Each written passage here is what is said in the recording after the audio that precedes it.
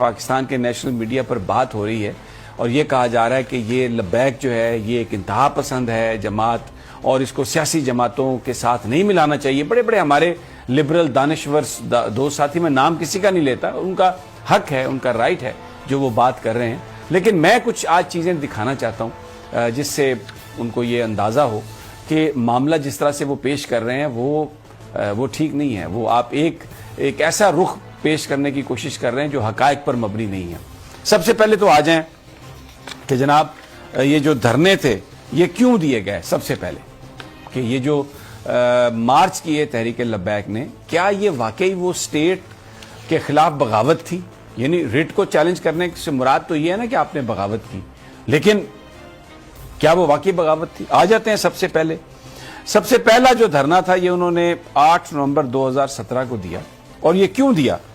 یہ اس لیے دیا تھا کہ جو قومی اسمبلی کے اندر جو نامینیشن جو پیپرز ہیں اس میں جو کچھ سیکشن ہٹا دیے گئے تھے جن کا تعلق ختم نبوت سے تھا، اور یہ ڈیمانڈ تھی تحریک لبیک کی کہ وہ جو قانون میں آپ نے تبدیلی کی ہے رات کی تاریکی میں چوری چھپے، جس کو بعد میں یہ کہا گیا کہ جناب یہ ایک ٹائپ کی مسٹیک ہو گئی تھی، وہ ٹائپ کی مسٹیک نہیں تھی. وہ لابی جو جنہیں ہم کہتے ہیں جو قادیانیوں کے نمائندے ہیں، وہ ان کے لیے کچھ آسانیاں حاصل کرنا چاہتے تھے اور اس پر تحریک لبیک نے پہلا دھرنا دیا. اب یہ مجھے بتائیے کہ یہ کہاں پر ریاست کی جو ریٹ ہے اس کو وہ چیلنج کر رہے تھے. حکومت نے اپنی غلطی مانی اور زاہد احمد استعفیٰ دینا پڑا. پھر اس کے بعد دوسرا جو دھرنا تھا وہ اگست 2018 میں اس وقت انہوں نے دیا جب ہالینڈ کے رکن پارلیمنٹ گیرٹ ولڈر نے یہ کہا کہ جو متنازع خاکیں ہیں، جو نبی پاک صلی اللہ علیہ وسلم کی شان میں جو گستاخی ہو رہی ہے، وہ ان خاکوں کی ایک نمائش کرانا چاہتے ہیں، جس پر یہ جو بڑی بڑی سیاسی جماعتیں ہیں خاموش رہیں، کسی نے کچھ نہیں بولا. تحریک لبیک نے اس پر دھرنا دیا، شاہ میں اس پر حکومت کو مجبور کیا اور وزیر خارجہ شاہ محمود قریشی نے ہالینڈ کے سفیر سے بھی ملاقات کی اور بالآخر وہ جو متنازع خاکوں کی نمائش تھی ہالینڈ نے اس کو منسوخ کیا. اب یہ مجھے بتائیے یہ پاکستان کی ریاست یا اس کی جو ریٹ ہے کیا یہ اس کو چیلنج کرنے کے مترادف ہے؟ آ جائیے اب آگے آ جائے. تیسری بار جو دھرنا تھا 2018 میں، وہ آسیہ بی بی کو جب رہائی دی گئی سپریم کورٹ کے ایک حکم کے تحت، ایک فیصلے کے تحت، تو دھرنا دیا تحریک لبیک نے کہ حکومت اس کی ریویو پٹیشن میں جائے اور آسیہ کو رہا نہ کیا جائے. اور جب حکومت نے اس بات کی یقین دہانی کرا دی کہ حکومت ریویو پٹیشن میں جا رہی ہے، وہ دھرنا ختم ہو گیا. اب یہ کیا احتجاج تھا؟ ایک قانونی آپشن جو پاکستان کے قانون میں ہے، حکومت سے یہ کہا جا رہا تھا کہ آپ اس آپشن کو استعمال کریں. اب مجھے بتائیے یہ کہاں سے، میں یہ اپنے ان تمام لبرلز جو روزانہ رات کو بیٹھ کے ایک بڑا جمگٹا لگا کے اور پتہ نہیں کیا کیا باتیں کرتے ہیں، ان سے میرا یہ سوال ہے، مجھے یہ بتائیے کہ اس میں کہاں حکومت پاکستان یا ریاست پاکستان کی ریٹ کو چیلنج کیا گیا؟ یہ اس کو آپ بغاوت کیسے کہہ سکتے ہیں؟ پھر جو آخری جو 3 دھرنے ہیں، 4 نومبر 2020 میں فرانسیسی سفیر کو نکالنے کے لیے کیا گیا. اس کا شروع میں تو مطالبہ تھا کہ فرانسیسی سفیر کو نکالیں، لیکن گورنمنٹ نے ایگریمنٹ کیا اور یہ طے کیا کہ ہم اس کو قومی اسمبلی میں پیش کریں گے. پھر گورنمنٹ کے کہنے پر، ان کی بات ماننے پر وہ ٹائم دیا اور پھر اپریل 2021 میں اس دھرنے کی دوبارہ کال دی گئی، جس کے نتیجے میں یہ سارا معاملہ ہوا. سعد رضوی کو گرفتار کیا گیا، جو وعدہ حکومت نے کیا تھا کہ قومی اسمبلی میں اس پہ ڈیبیٹ کرائی جائے گی، جس کا وزیر اعظم صاحب نے اعلان کیا پوری قوم کے سامنے آ کے. جو ایک عہد شکنی کی اس حکومت نے، جھوٹ بولا اس حکومت نے اور الزام لگانے کی کوشش کی. یہ کہا کہ جی یہ تو کہتے ہیں کہ فرانسیسی سفیر کو نکال دیا جائے اور یہ ہم کر نہیں سکتے. وزیر اعظم صاحب بھی آ گئے، آج بڑا فلسفہ خود ہی بیان کر رہے تھے اور فرما رہے تھے کہ بالکل انسان جو ہے مشکل راستے پہ جائے، اقبال کی خودی، کسی سے نہ گھبرائے. لیکن ادھر پاکستانی قوم کو یہ بتا رہے تھے کہ اوہو وہ فرانس کا GSP پلس سٹیٹس چلا جائے گا، بڑی پرابلم ہو جائے گی، اس لیے آپ چپ کر جائیں، وہ جو کرنا چاہتے ہیں انہیں کرنے دیں. وہ اس عہد شکنی پر یاد دلانے کے لیے جناب وہ اکتوبر میں یہ جو دھرنا تھا، یہ احتجاج تب شروع ہوا جب فیڈرل ریویو بورڈ نے، جب صوبائی یعنی پنجاب کے ریویو بورڈ نے سعد رضوی کی جو گرفتاری تھی اس کو نظربندی کو کالعدم قرار دیا، لیکن حکومت، پنجاب حکومت پھر بددیانتی، بدنیتی، جھوٹ پر اتر آئی اور انہوں نے سعد رضوی کو رہا نہیں کیا، تو جس پر ایک پرامن احتجاج ہوا اور حکومت سے یہ کہا گیا کہ اپنا وعدہ پورا کرو۔ وعدہ کیا تھا کہ جو آپ نے اسمبلی میں بل پیش کیا تھا اس پر آگے کی کارروائی کرو۔ معاہدہ ہوا، اس کو خفیہ رکھا گیا اور یہاں پر یہ تاثر دینے کی کوشش کی گئی۔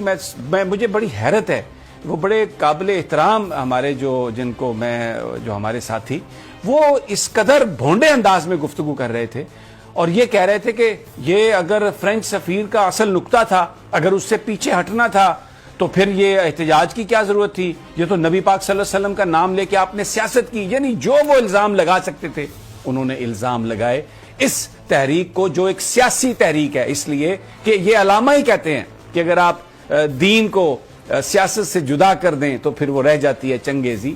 ہمارا دین مغرب کی طرح نہیں ہے۔ یہ جو لوگ بات کرتے ہیں نا کہ جی یورپ نے ترقی اس لیے کی کہ انہوں نے جو چرچ تھا اس کو علیحدہ کر دیا، وہ ان کے مذہب میں ہوگا۔ ریاست مدینہ یا جو مسلم ریاست ہے اس میں خلفائے راشدین فیصلے بیٹھ کے مساجد میں کرتے تھے اور دین اور سیاست الگ نہیں ہے۔ ہمارے ہاں منافقت کی اجازت نہیں ہے، اور جس کو آج کل جو سب سے بڑا منافق ہے اس کو کہا جاتا ہے بڑا ڈپلومیٹ ہے۔ یہ تو بڑی کمال کی بات ہے، یہ بڑا سیاستدان ہے۔ یہ ہمارے دین میں اس بات کی اجازت نہیں ہے۔ سچ، حقیقت، اور یہ جو کہانی کہ جی آپ یہ ان جتھوں کے آگے، یہ جتھے نہیں ہیں۔ 23 لاکھ ووٹ لیے انہوں نے پاکستان کے الیکشنز میں، اور اب خطرہ یہ ہے کہ آنے والے انتخابات میں اب یہ پولیٹیکل پارٹی کے طور پر یہ ایکٹ کریں گے تو انہوں نے ایک میسج دے دیا ہے کہ ہم کبھی یو ٹرن نہیں لیتے، ہم جس بات پہ کھڑے ہیں، میرے آقا محمد مصطفیٰ صلی اللہ علیہ وسلم کی ناموس، اور وہ ناموس صرف خاکوں تک محدود نہیں ہے، مینیفیسٹو ہے۔ ریاست مدینہ جو نبی پاک صلی اللہ علیہ وسلم نے اور خلفائے راشدین نے قائم کی، سادہ، کوئی اس میں کمپلیکیشن نہیں ہے، کوئی منافقت نہیں ہے، کوئی جھوٹ نہیں ہے، سیدھی میرٹ پہ بات ہو، لوگوں کے سامنے بات ہو، یہ ان کا نظریہ ہے۔ اور یہ سیاسی جماعتیں خوف زدہ ہیں کہ اس کو الیکشن لڑنے کی اس جماعت کو اجازت مل گئی تو یہ مڈل کلاس کو تو اپنے ساتھ لے گی، ساری کی ساری مڈل کلاس ان کے ساتھ چلی جائے گی۔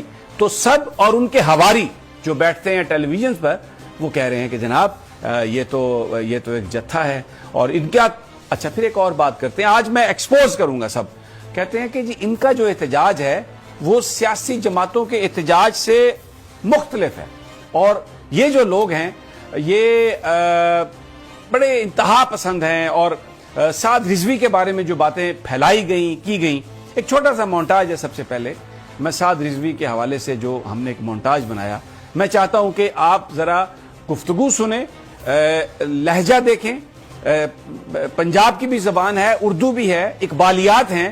آئیے دیکھتے ہیں یہ مونٹاج۔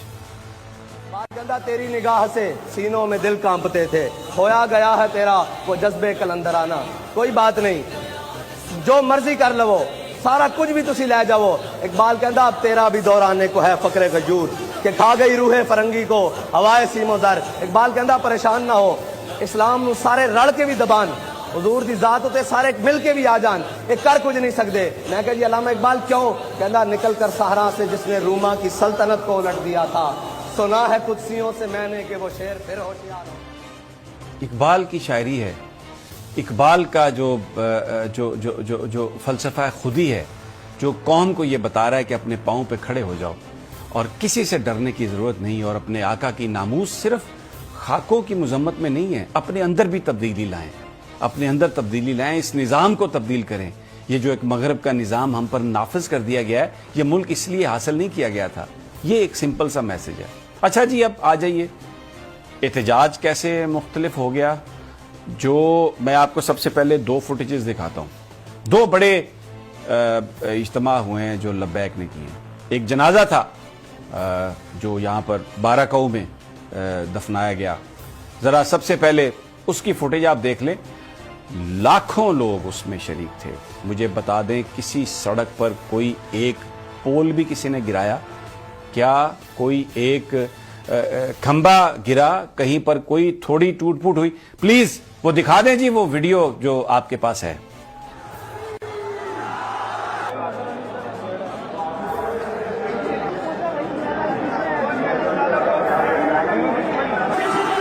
ادھر سے گزرتا ہوا بارہکہو میں گیا اور یہ پھولوں کی پتیاں ہیں, کسی کے ہاتھ میں لٹھ نہیں ہے.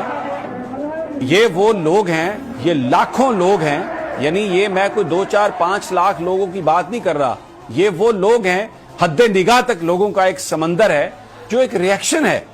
یہ ریاکشن جو ظلم ہو رہا ہے, یہ ریاکشن جو اس وقت ملک میں ناانصافی ہے, یہ اس کے خلاف ہے. یہ آپ نے دیکھا. اب آ جائیے جی, اب میں آپ کو ایک دوسرا خادم حسین رضوی, جب ان کا انتقال ہوا ہے, لوگ بڑی یہ باتیں کرتے ہیں, یہ سیاستدان, ان کے تو مقدر میں ہی نہیں ہے اتنے لوگ. اور یہ ان کا آپ جنازہ دیکھیں, ان کے لیے لوگوں کی محبت کس لیے تھی. خادم حسین رضوی کے لیے محبت اس لیے تھی کہ یہ میرے آقا محمد مصطفیٰ صلی اللہ علیہ وسلم کا نام لیتے تھے. دیکھیے یہ کراؤڈ دیکھیں, اس جنازے میں بھی کتنی بڑی تعداد ہے لوگوں کی. یہ کسی مقدر والے کے نصیب میں یہ چیزیں ہو سکتی ہیں, اور کہیں پر کوئی تشدد نہیں, کہیں پر کوئی وائلنس نہیں. یہ لاکھوں لوگ, یعنی یہ 40-50 لاکھ سے بھی زیادہ لوگ ہیں, آپ گن نہیں سکتے. پورا لاہور امڑ آیا, پورا پاکستان امڑ آیا. کس کے لیے؟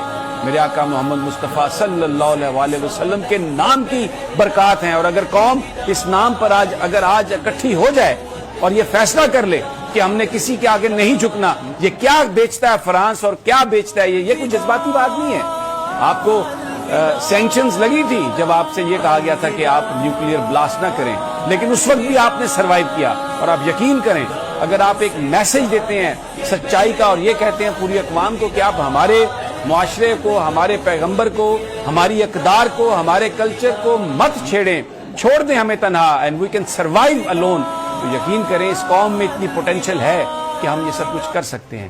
یہ میں نے وہ مناظر دکھائے ہیں جس سے یہ خوف زدہ ہیں کہ یہ اتنے لوگ اگر یہ ووٹ دے دیے انہوں نے تو یہ تو حکومت میں آ جائیں گے, ہم کدھر جائیں گے.